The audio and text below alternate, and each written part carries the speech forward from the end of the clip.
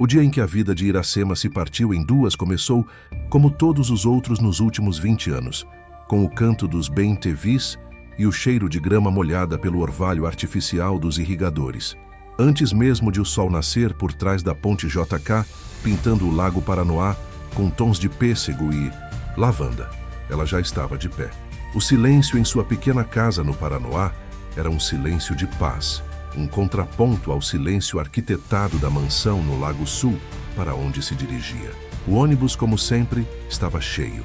Era um universo de corpos cansados e olhares distantes, de gente que, como ela, acordava na escuridão para fazer o mundo dos outros funcionar. Iracema conhecia aquele trajeto de cor. As ruas de sua comunidade, com a poeira vermelha e o emaranhado de fios nos postes, davam lugar gradualmente às tesourinhas do plano piloto, a geometria organizada de Brasília e, finalmente, a opulência vigiada do Lago Sul. Cada quilômetro era uma travessia entre mundos. Ao descer do ônibus e passar pela guarita do condomínio, onde o segurança lhe ofereceu um aceno de cabeça já habitual, o ar parecia mudar. Tornava-se mais rarefeito, perfumado por jasmim e dama da noite. As palmeiras, imperiais que ladeavam a alameda principal, erguiam-se como sentinelas de um reino que não era o seu. Elas eram testemunhas silenciosas de 2 décadas de sua vida, de seus passos apressados na chuva, do sol inclemente em seus ombros, de seus pensamentos mais íntimos, enquanto caminhava para o trabalho. A mansão dos Werneck erguia-se no final da alameda, uma construção modernista de vidro, concreto e madeira, projetada para se misturar à paisagem, mas que, na verdade, a dominava. Iracema entrou pela porta da cozinha, o seu portal para aquele universo. O cheiro de café fresco que ela mesma prepararia em instantes ainda não existia. Havia apenas o aroma asséptico de produtos de limpeza e o frio do mármore sob seus pés. 20 anos. Ela vira os filhos dos patrões, Carolina e Beto, crescerem. Consolara os choros de infância, limpara os joelhos ralados, preparara os lanches da tarde.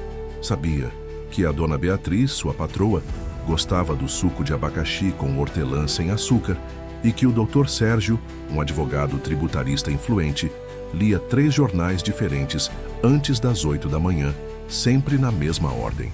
Ela conhecia as fissuras por trás da fachada de família perfeita, as brigas abafadas.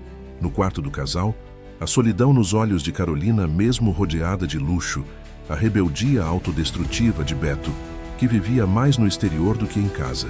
Iracema era uma especialista na geografia daquela casa e na topografia das almas que a habitavam.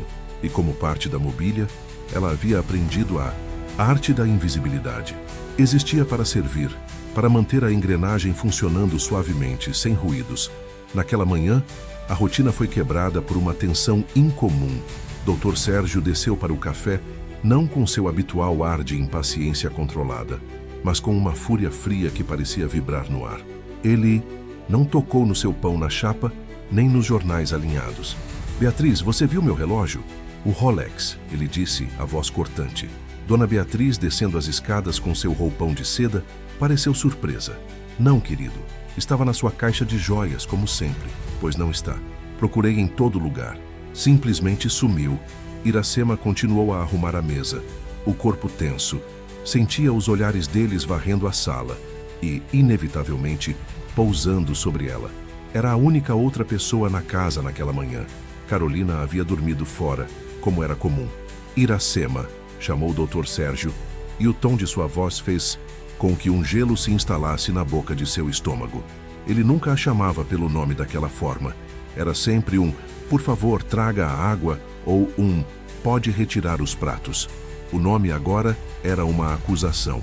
"Sim, senhor", ela respondeu, virando-se lentamente, as mãos segurando um pano de prato como se fosse uma boia salva-vidas. "Você arrumou meu escritório ontem à noite?" "Sim, senhor, como todos os dias. Tirei o pó e organizei os papéis como o senhor gosta." Ele a encarou, os olhos azuis e frios como lascas de gelo. "E você viu meu relógio?" "Um Rolex de ouro estava sobre a mesa." "Não, senhor, não. Eu não vi relógio nenhum. Se estivesse lá, eu não teria tocado. Conheço as regras da casa." A voz dela saiu firme, mas por dentro ela tremia. 20 anos de lealdade se dissolvendo naquele olhar. O silêncio que se seguiu foi pesado, denso. Dona Beatriz observava a cena, o rosto uma máscara de preocupação calculada. Ela não disse nada para defendê-la. Não disse: Sérgio, calma, Iracema está conosco há 20 anos. O silêncio dela foi a primeira traição. É muito estranho, não acha, Beatriz? O relógio some durante a noite. A única pessoa que esteve no meu escritório foi ela, disse Sérgio, não mais falando com Iracema, mas sobre ela, como se ela já não estivesse ali.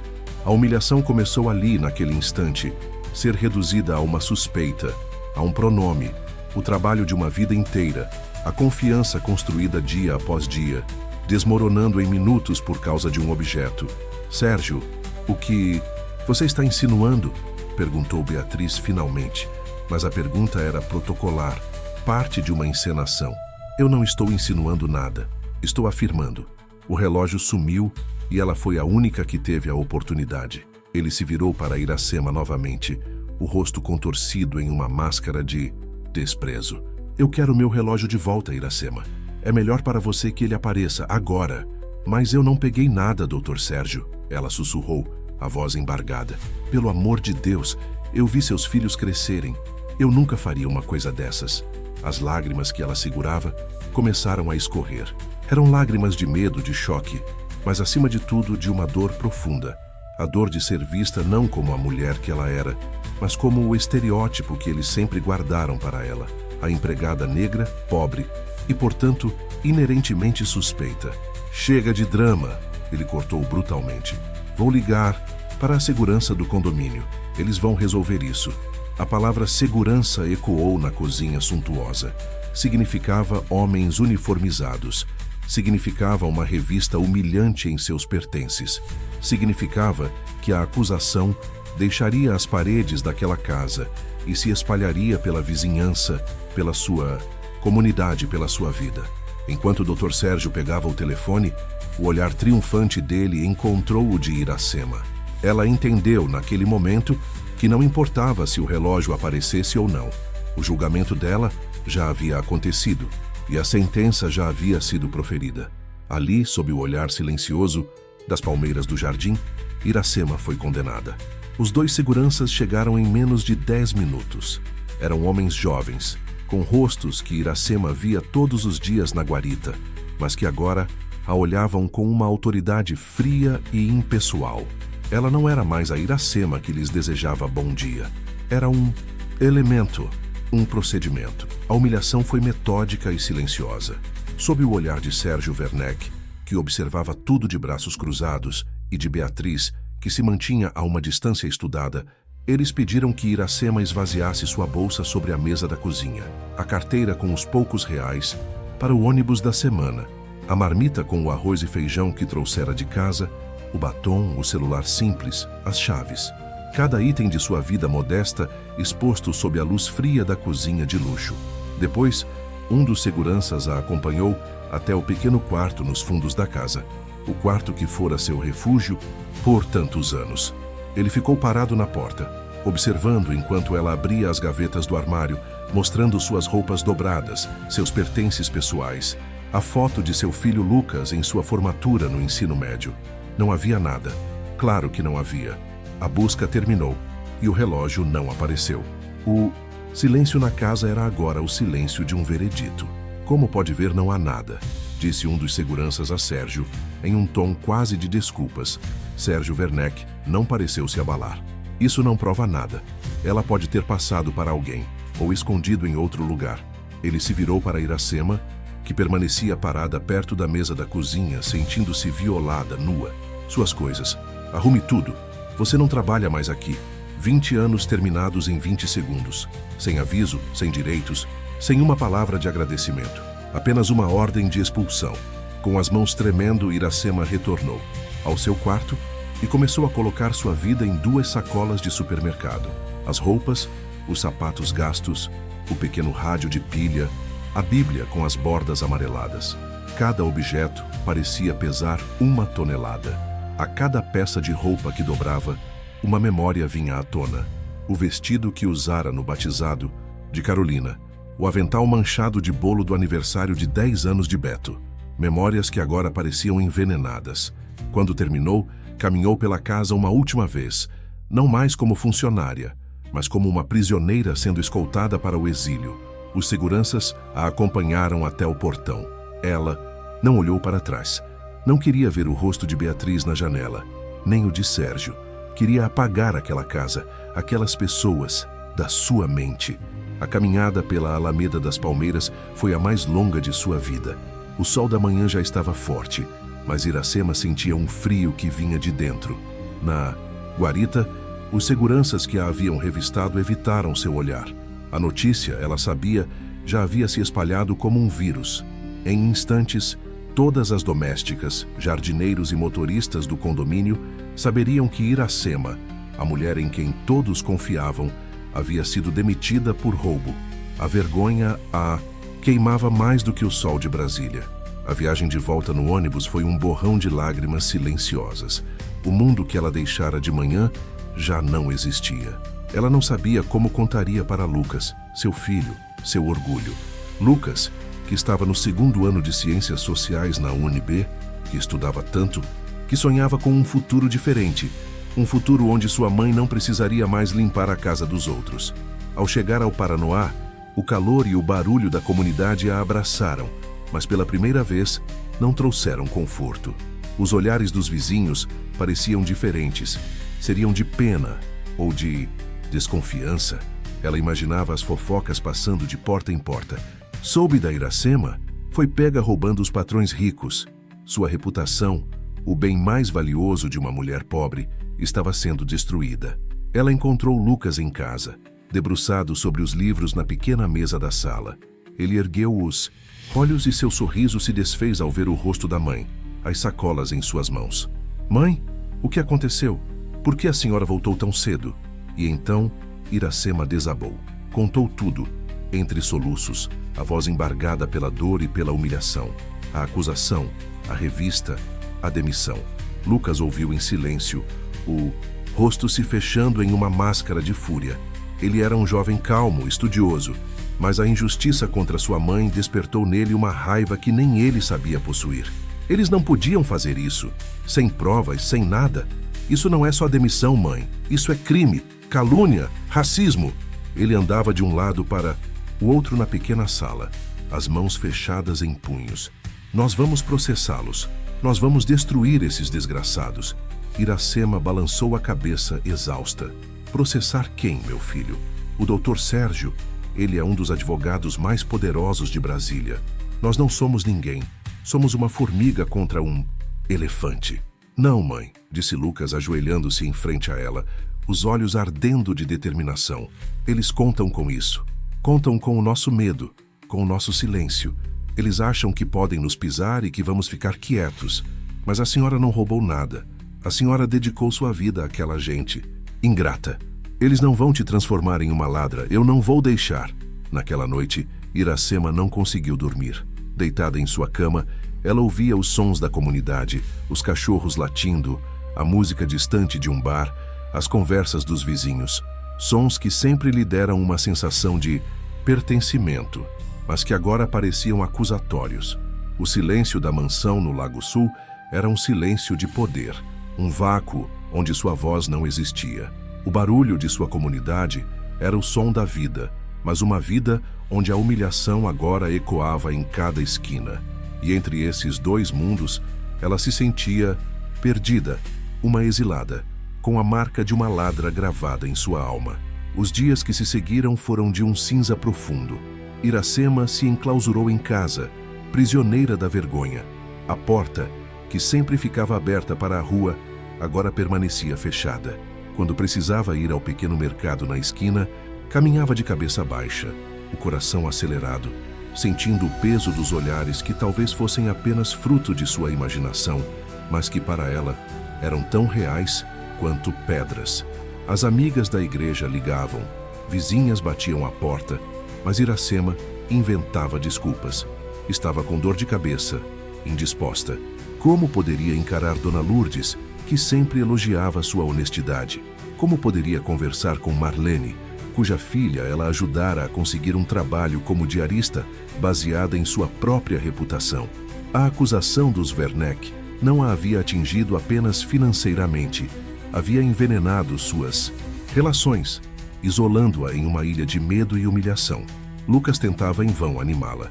Trazia livros, colocava as músicas de Cartola que ela gostava, mas sua mãe parecia ter se transformado em uma sombra.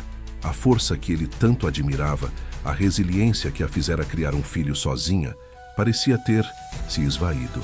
Mãe, a gente precisa fazer alguma coisa. Ele insistia todas as noites. Eu andei pesquisando na internet. Falei com um professor meu. O que eles fizeram é assédio moral, danos morais. A senhora tem direitos. Direitos? Ela respondia com a voz oca. Que direitos um pobre tem nesse país, Lucas? A justiça é para quem pode pagar. O Dr. Sérgio tem os melhores advogados, os melhores contatos. E nós? Nós temos a verdade. Mas a verdade sozinha não ganha processo. O desespero dela alimentava a raiva dele. Mas ele percebeu que a raiva não era o caminho. Sua mãe precisava reencontrar a esperança. A virada veio de onde menos se esperava. Numa tarde de domingo, Dona Eunice, uma senhora de 70 anos, a matriarca da rua, simplesmente entrou na casa de Iracema sem ser anunciada. Encontrou-a sentada na penumbra da sala, os olhos perdidos no vazio. Dona Eunice não fez perguntas. Sentou-se ao lado dela, segurou sua mão enrugada e disse: Eu sei o que é ter o nome jogado na lama, minha filha. Iracema a encarou surpresa. Muitos anos atrás, continuou a velha senhora, a voz firme como uma rocha, quando eu trabalhava de copeira numa embaixada, me acusaram de ter passado informação. Fui investigada, humilhada. Perdi o emprego. Pensei que minha vida tinha acabado. Assim como você, eu me escondi. Tive vergonha de gente que não merecia nem meu bom dia. Ela apertou a mão de Iracema. Mas um dia, eu olhei para os meus filhos e percebi que a vergonha não era minha, era deles. A vergonha é de quem acusa sem prova, de quem julga pela cor da pele, pela conta no banco. A nossa parte é levantar a cabeça.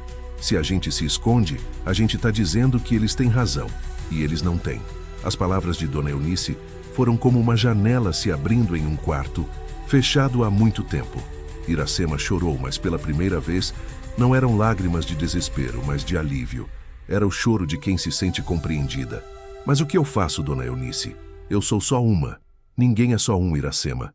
Você tem seu filho, tem a nós, sua comunidade, e você tem a sua história, a sua verdade. Lute por ela. Não por dinheiro, não por vingança.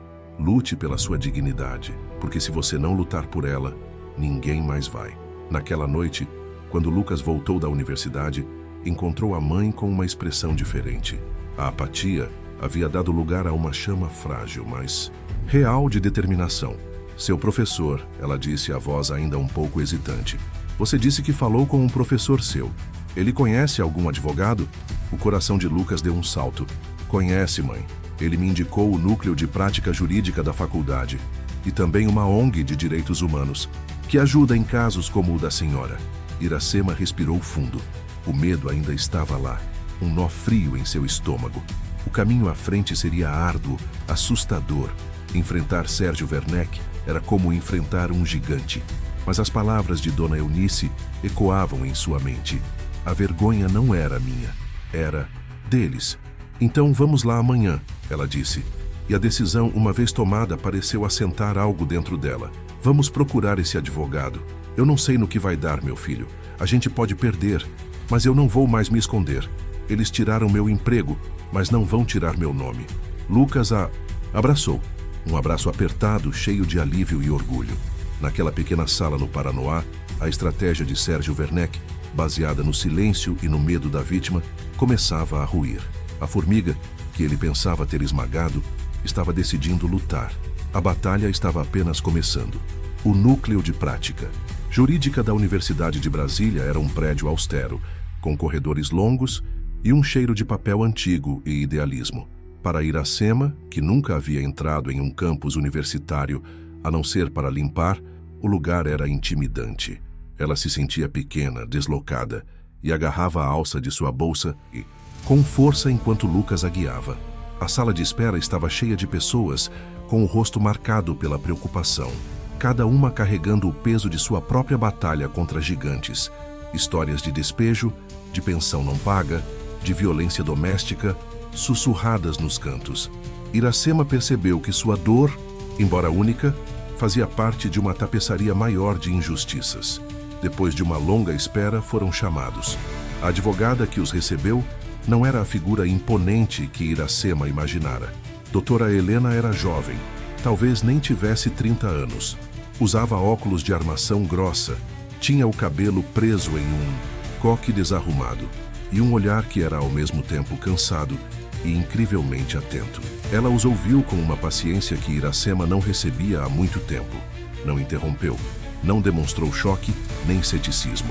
Apenas fazia anotações em um bloco de papel amarelado, a cabeça inclinada, absorvendo cada detalhe da humilhação de Iracema. Lucas complementava a história, a voz carregada de uma indignação que ele mal conseguia conter. Quando terminaram, um silêncio se instalou na pequena sala. Helena tirou os óculos e esfregou os olhos.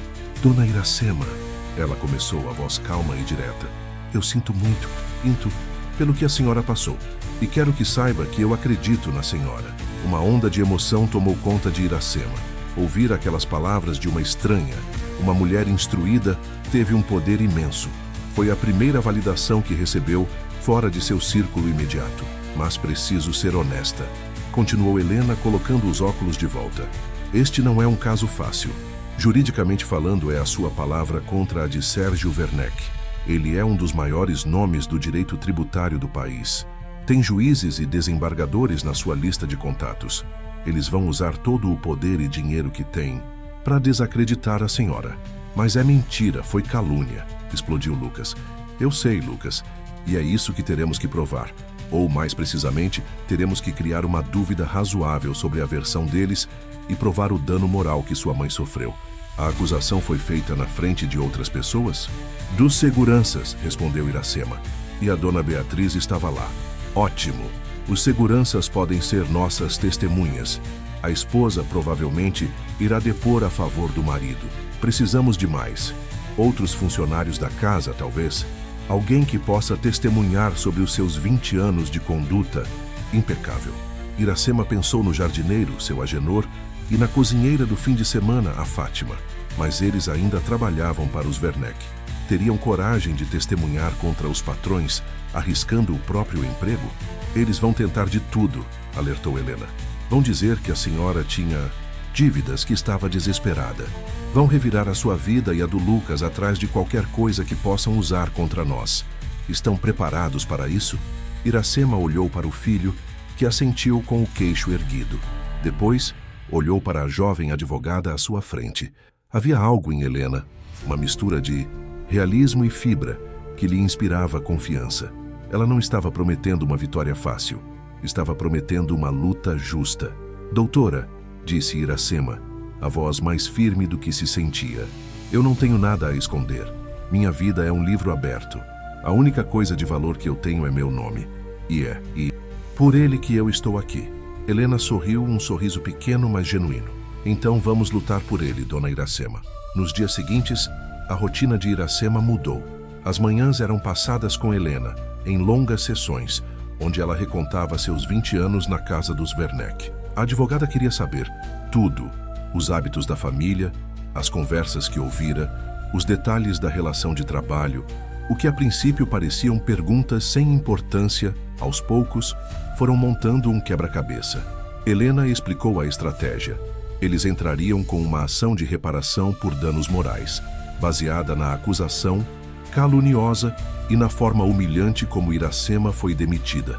O valor pedido seria alto, não pelo dinheiro em si, mas como uma declaração da gravidade da ofensa. Enquanto Helena preparava a petição inicial, um documento que transformaria a dor de Iracema em linguagem jurídica, Lucas ajudava como podia. Pesquisava jurisprudência, casos parecidos, e tentava encontrar os contatos de ex-funcionários dos Werneck, pessoas que já não tivessem nada a perder. Foi um trabalho lento e doloroso. Cada lembrança revirada era uma faca no coração de Iracema. Mas pela primeira vez desde a acusação, ela não estava sozinha. Tinha seu filho, seu protetor, e tinha Helena, sua aliada. A jovem advogada, com seus óculos grossos e sua determinação de aço, era a prova de que a justiça, por mais intimidante que parecesse, Era um território onde ela também tinha o direito de caminhar. A petição foi protocolada em uma sexta-feira à tarde. A guerra estava oficialmente declarada. A notificação judicial chegou à mansão no Lago Sul em um envelope pardo, entregue por um oficial de justiça. Para Sérgio Werneck, aquilo foi mais do que um documento legal. Foi um ato de insubordinação inimaginável. A empregada, a mulher, que ele havia descartado como um objeto quebrado, estava ousando desafiá-lo em seu próprio campo de batalha, os tribunais. A reação foi imediata e brutal. Ele acionou seu escritório de advocacia, um dos mais caros e temidos de Brasília. A ordem era clara: esmagar o processo, desacreditar a autora, fazer de Iracema um exemplo para que nenhuma outra formiga ousasse desafiar o sistema. A primeira manobra foi uma campanha silenciosa de difamação. De repente, Iracema começou a sentir as portas se fechando. Um trabalho de faxina que estava quase certo foi cancelado sem explicação. Uma vizinha que antes a cumprimentava agora atravessava a rua para evitá-la. Sérgio usava sua vasta rede de contatos para espalhar a versão de que a ex-empregada era uma ladra ingrata que, ao ser descoberta, tentava extorquir dinheiro com um processo mentiroso. O veneno se espalhava pelas rodas de conversa do Lago Sul, pelos clubes, pelos condomínios e chegava, diluído, mas potente, até o Paranoá. Em seguida, veio a pressão sobre as testemunhas. Seu Agenor, o jardineiro, ligou para Iracema, a voz embargada de desculpas. Eles me chamaram para conversar, dona Iracema. Disseram que se eu testemunhar para... Senhora, no outro dia estou no olho da rua. Eu tenho família para sustentar. Me perdoa. Iracema não o culpou. Entendia o medo, pois ele também era o seu. Uma a uma, as poucas pessoas que poderiam corroborar sua história foram intimidadas e se calaram. A audiência de conciliação foi marcada para 2 meses depois, um tempo que para Iracema pareceu uma eternidade. O dia chegou, cinzento e úmido, espelhando o estado de seu espírito. No fórum, o contraste entre os dois lados era gritante. Iracema, Lucas e Helena, com suas roupas simples e rostos tensos. Do outro lado, Sérgio e Beatriz Werneck, acompanhados por um batalhão de 3 advogados de ternos impecáveis, exalando um ar de poder e enfado, como se aquela obrigação fosse uma perda de tempo monumental. Na sala de audiências, a juíza, uma mulher de meia-idade com um ar cansado, tentou mediar um acordo. O advogado principal de Sérgio, Dr. Amâncio, falou com uma polidez venenosa. Meritíssima, meus clientes lamentam o mal-entendido. Eles têm grande apreço pela senhora Iracema. Para evitar o desgaste de um processo e em reconhecimento aos anos de serviço, estão dispostos a oferecer uma gratificação, digamos R$5.000, com a condição, claro, de que a queixa seja retirada e um acordo de confidencialidade seja assinado. R$5.000. O preço do silêncio. O valor de 20 anos de vida e de uma reputação destruída. Era um insulto, e todos na sala sabiam disso. Helena interveio, a voz firme. A oferta é inaceitável. Excelência. O que minha cliente busca não é uma gratificação. É justiça. É o reconhecimento de que ela foi vítima de uma acusação falsa e humilhante. Beatriz Werneck, que até então permanecera em silêncio, pediu a palavra. Ela olhou para Iracema, não com raiva, mas com uma condescendência fria que feria mais do que qualquer grito. Iracema, ela disse, a voz suave e controlada. Nós sempre te tratamos como se fosse da família. Eu não entendo por que você está fazendo isso. Essa agressividade não combina com você. Aceite o acordo. Vamos terminar com isso. É o melhor para todos.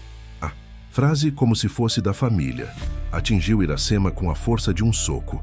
Uma família que a acusava, a revistava e a expulsava sem hesitar. Ali, diante da juíza, Iracema entendeu a profundidade do abismo que os separava. Para os Werneck, ela era um objeto, uma posse. E agora que essa posse se rebelara, eles não conseguiam compreender. Com um aceno de cabeça de Helena, Iracema se inclinou para o microfone, as mãos trêmulas. Dona Beatriz, ela começou, a voz baixa, mas clara. Uma família não acusa um dos seus de roubo sem ter certeza. Uma família não joga fora 20 anos de vida por causa de um relógio. Eu só quero que a verdade apareça. E a verdade não tem preço. A conciliação foi encerrada sem acordo. O processo seguiria para a fase de instrução e julgamento. Ao saírem do fórum, Sérgio Werneck passou por Iracema e sussurrou, a voz baixa e ameaçadora: você vai se arrepender disso. Vou fazer você se arrepender de ter nascido. A ameaça a fez estremecer, mas ao olhar para o rosto determinado de Helena e para o apoio inabalável nos olhos de Lucas, ela sentiu uma nova força. O sistema estava contra eles, o poder estava contra eles, o dinheiro estava contra eles. Mas eles tinham algo que os Werneck, em toda a sua arrogância, haviam subestimado. Eles não tinham mais nada a perder. A recusa do acordo e a ameaça de Sérgio Werneck foram o combustível que Helena e Lucas precisavam. A fase de instrução do processo, onde as provas são produzidas, transformou-se em uma caçada obsessiva por uma fresta na muralha de poder dos Werneck. Enquanto o escritório de advocacia da família tentava obstruir e atrasar cada passo, Helena trabalhava incansavelmente, muitas vezes até tarde da noite, na pequena sala do núcleo jurídico. Eles se sentem intocáveis, dizia Helena para Lucas em meio a pilhas de documentos. E é aí que eles cometem erros. A arrogância deixa rastros. A estratégia de Helena era dupla. Primeiro, construir um sólido dossiê sobre a integridade de Iracema. Segundo, desconstruir a imagem de perfeição da família Werneck, procurando por qualquer coisa que pudesse servir como motivação alternativa para o sumiço do relógio. Lucas se tornou o investigador extraoficial do caso. Passou dias na biblioteca da UNB e em cafés com Wi-Fi, mergulhando na vida digital da família. Beto, o filho mais velho, era um fantasma, com perfis trancados e pouca atividade. Sérgio e Beatriz projetavam uma imagem corporativa e social impecável. Mas Carolina Werneck, a filha de 20 e poucos anos, era diferente. Seus perfis em redes sociais eram uma vitrine de festas, viagens e luxo, mas por trás do brilho, Lucas começou a notar um padrão. Havia fotos em eventos de pôquer, menções anoitadas em cassinos clandestinos em Brasília e uma lista de amigos que incluía figuras conhecidas no submundo da agiotagem da cidade. Ele apresentou suas descobertas a Helena. É circunstancial, ela admitiu, mas é um começo. Uma dívida de jogo seria um motivo forte para alguém se desesperar por dinheiro. Enquanto Lucas investigava o presente, Helena se debruçava sobre o passado. Ela conseguiu o contato de uma ex-babá dos Werneck, uma senhora que havia se mudado para Goiânia anos antes e não tinha mais medo deles. Por telefone, a mulher chamada Dalva contou histórias que pintavam um retrato sombrio da família. Falou sobre a negligência de Beatriz com os filhos, a frieza de Sérgio e, o mais importante, sobre o hábito de Carolina, desde a adolescência, de pegar pequenas coisas, joias da mãe, dinheiro da carteira do pai, para financiar seu estilo de vida. Eles sempre sabiam, disse Dalva, mas abafavam tudo. Para eles a imagem da família era mais importante que qualquer coisa. Brigavam com ela a portas fechadas e depois fingiam que nada tinha acontecido. Era mais fácil culpar um empregado qualquer do que admitir que a própria filha era problemática. Aquela era a peça que faltava. Não provava o que acontecera com o Rolex, mas estabelecia um padrão de comportamento. Mostrava que a família tinha um histórico de encobrir os erros de Carolina e de sacrificar a verdade em nome das aparências. A maior descoberta, no entanto, veio por acaso. Iracema, ao arrumar umas caixas antigas, encontrou um velho celular que usava na época em que trabalhava na mansão. A bateria estava morta, mas Lucas conseguiu um carregador compatível. Ao ligá-lo, encontraram uma série de mensagens de texto antigas, a maioria sem importância. Mas uma, enviada por Carolina, cerca de um mês antes da demissão de Iracema, fez o coração deles disparar. A mensagem dizia: Sema, pelo amor de Deus, se meu pai perguntar, fala que eu cheguei antes da meia-noite ontem. Tô ferrada. Te explico depois. Iracema se lembrou daquela noite. Carolina havia chegado em casa de madrugada, com o cheiro de álcool e o rosto assustado. Tinha-lhe pedido para não comentar nada com seus pais. Iracema, por lealdade e pena da menina, havia guardado seu segredo. Helena olhou para a mensagem no visor do celular antigo, os olhos brilhando. É isso, ela sussurrou. Isso é ouro. A mensagem não. Provava que Carolina havia roubado o relógio, mas provava duas coisas cruciais. Primeiro, que Iracema era, na verdade, uma confidente e protetora de Carolina, o oposto da ladra que a família tentava pintar. Segundo, provava que Carolina tinha uma vida secreta e estava disposta a mentir para os pais. Armada com o testemunho da ex-babá e com a mensagem de texto, Helena sentiu o jogo virar. Ela não tinha uma prova cabal, uma arma do crime, mas tinha o suficiente para criar uma rachadura na armadura dos Werneck. Tinha o suficiente para plantar a semente da dúvida na cabeça de um juiz. Ela protocolou o pedido para que Carolina Werneck fosse ouvida no julgamento, não como informante, mas como testemunha. O advogado dos Werneck lutou ferozmente contra o pedido, alegando que era uma tentativa de constranger a família. Mas a juíza, intrigada, deferiu. A noite antes do julgamento foi longa. Iracema não conseguia dormir, o estômago revirado de ansiedade. Lucas segurou sua mão, a mesma mão que ela segurara quando ele era um menino com medo do escuro. "A senhora está pronta, mãe?" ele perguntou. Iracema olhou para a noite lá fora. As luzes de sua comunidade piscavam como estrelas, caídas. Por meses, ela havia sido definida pelo silêncio imposto pelos outros. Agora, ela teria a chance de falar. "Eu não sei se estou pronta, meu filho", ela respondeu, a voz embargada. "Mas eu vou." O dia do julgamento amanheceu com um céu branco e sem nuvens. O tipo de céu que, em Brasília, prenuncia um calor sufocante. A sala de audiências estava quase vazia, mas para Iracema parecia um coliseu. De um lado, ela, Lucas e Helena. Do outro, o clã Werneck, com Sérgio, Beatriz e um time de advogados. Carolina ainda não havia chegado. O início foi protocolar. O advogado dos Werneck, Dr. Amancio, chamou suas testemunhas, os dois seguranças do condomínio, que repetiram a mesma história ensaiada sobre o procedimento de revista. Helena, em seu contra-interrogatório, foi sutil, plantando pequenas dúvidas. "O senhor notou algum sinal de nervosismo na senhora Iracema? Ela se opôs à revista de alguma forma?"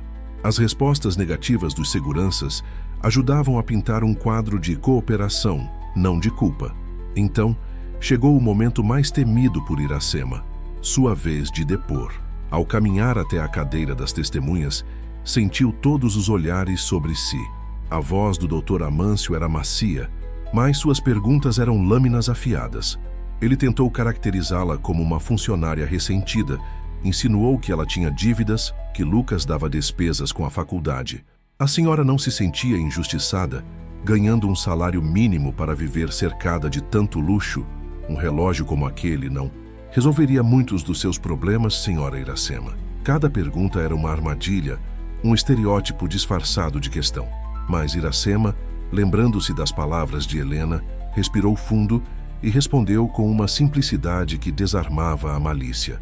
"Doutor, meu salário era pouco, sim, mas era honesto. E o meu maior luxo, que dinheiro nenhum compra, é deitar a cabeça no travesseiro à noite e dormir em paz. Esse luxo, o seu cliente me tirou."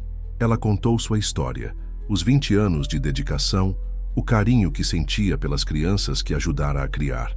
Não chorou. Sua voz era firme, carregada de uma dignidade que encheu a sala.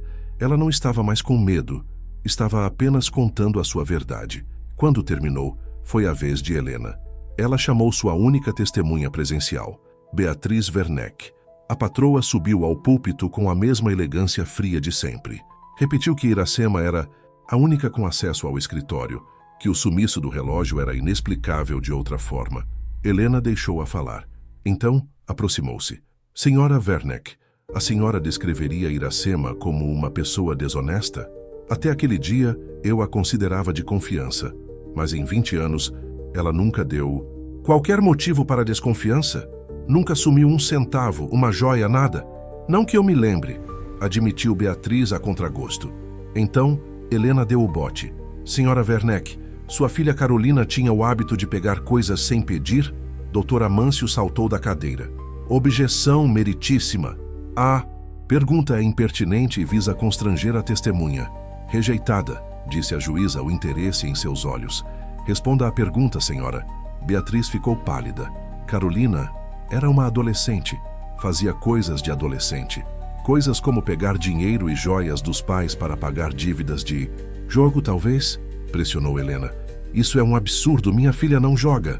Nesse momento, a porta da sala se abriu. Carolina Werneck entrou, atrasada, o rosto inchado e os olhos vermelhos. A juíza ordenou que ela se sentasse e esperasse. A tensão na sala era palpável. Helena mostrou a Beatriz uma cópia impressa do depoimento por telefone da ex-babá, Dalva. Beatriz leu as primeiras linhas e seu rosto se desfez. A compostura de aço derreteu, revelando o pânico por baixo. A senhora mentiria para proteger sua filha, senhora Werneck? Perguntou Helena, a voz baixa. A senhora sacrificaria uma funcionária leal de 20 anos para encobrir os erros de Carolina? Foi isso que aconteceu? Beatriz não respondeu.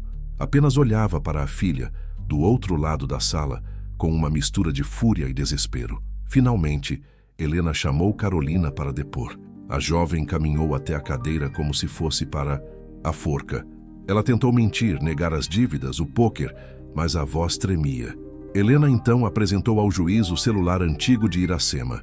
Carolina, você reconhece este número? Você enviou uma mensagem para Iracema pedindo que ela mentisse para seus pais sobre o horário que você chegou em casa? Ao ver a mensagem no visor, Carolina desabou. Em meio a soluços convulsivos, ela confessou. Tinha uma dívida alta com um agiota. Estava sendo ameaçada. Naquela noite, desesperada, ela pegou o Rolex do pai da mesa do escritório, pensando em vendê-lo. No dia seguinte, quando o pai deu pela falta e a acusação caiu sobre Iracema, ela entrou em pânico, não teve coragem de contar a verdade. E seus pais, em sua ânsia de acreditar na culpa da empregada, nem sequer consideraram outra possibilidade. O relógio, ela confessou, estava escondido em seu próprio closet. O silêncio na sala de audiências foi quebrado apenas pelo choro de Carolina e pelo suspiro profundo de Iracema. Sérgio Werneck estava lívido, o rosto uma máscara de fúria e humilhação. Beatriz chorava silenciosamente. A verdade havia aparecido, não de forma limpa ou fácil, mas arrastada para a luz, feia e dolorosa. Não havia um vilão perfeito, mas uma teia de mentiras, fraquezas, preconceitos e covardia. E no centro de tudo estava Iracema, a única inocente que quase fora esmagada por tudo aquilo. A sentença saiu 3 semanas depois. Foi uma vitória completa e retumbante para Iracema. A juíza, em sua decisão, foi dura, citando o racismo estrutural implícito na acusação apressada e a chocante negligência afetiva e moral da família Werneck. Eles foram condenados a pagar a Iracema uma indenização por danos morais que, para os padrões da justiça brasileira, era considerada exemplar, além de uma retratação pública em um jornal de grande circulação. A notícia se espalhou rapidamente. Primeiro, entre os vizinhos no Paranoá, que agora a abraçavam na rua, os olhos cheios de admiração. Depois, na mídia de Brasília.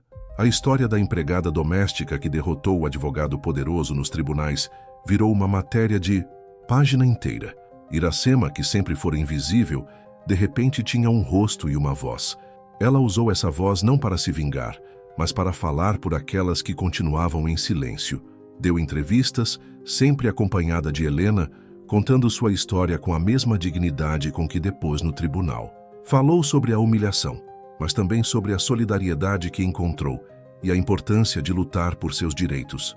Os Werneck se fecharam em sua mansão. A retratação foi publicada, um texto curto e frio redigido por advogados. O escândalo abalou a reputação de Sérgio e expôs a família a um tipo de julgamento contra o qual seus muros altos não podiam protegê-los. O julgamento da opinião pública. A casa, antes um símbolo de poder, tornara-se uma prisão dourada. Para Iracema, a vitória não trouxe de volta os 20 anos perdidos, nem apagou a cicatriz da humilhação, mas trouxe algo mais importante, a devolução de seu nome e a redescoberta de sua própria força. Com o dinheiro da indenização, ela poderia ter comprado uma casa melhor, se mudado, tentado esquecer. Mas Iracema escolheu um caminho diferente. Juntou-se a outras ex-domésticas e, com a orientação jurídica de Helena e a energia de Lucas, fundou a Casa de Acolhimento e Assessoria da Trabalhadora Doméstica, Flores do Cerrado. Era um sobrado alugado no centro do Paranoá, um lugar onde mulheres que passavam por situações de abuso e exploração podiam encontrar apoio jurídico, psicológico e cursos de capacitação. Iracema era a alma do projeto. Ela que fazia o café, que ouvia as histórias, que segurava a mão de uma recém-chegada em prantos, dizendo as mesmas palavras que um dia a salvaram. A vergonha não é sua, é deles. Numa tarde quente de sábado, meses depois, a casa estava em festa. Era a inauguração. Oficial. O lugar estava cheio de mulheres, de crianças correndo, de música e do cheiro de bolo de fubá. Lucas, agora um ativista engajado na causa, discursava em um pequeno palanque improvisado. Helena, ao lado de Iracema, sorria, os olhos brilhando. Iracema olhou ao redor, para as paredes coloridas, que ela mesma ajudara a pintar, para os rostos cheios de esperança, para o barulho alegre da vida que pulsava ali. Ela se lembrou da mansão no Lago Sul, daquele silêncio opressor, das palmeiras altas e indiferentes. Elas continuavam lá, testemunhas mudas de um mundo de poder e privilégio. Mas ali, em sua comunidade, sob o céu vasto de Brasília, um outro som se erguia. Eram as vozes de mulheres que, como ela, estavam aprendendo a quebrar o silêncio. E a voz de Iracema, antes um sussurro, era agora uma das mais fortes entre elas. A batalha havia sido vencida, mas ela agora sabia. A luta por dignidade era a colheita de todos os dias, e ela estava pronta para semear.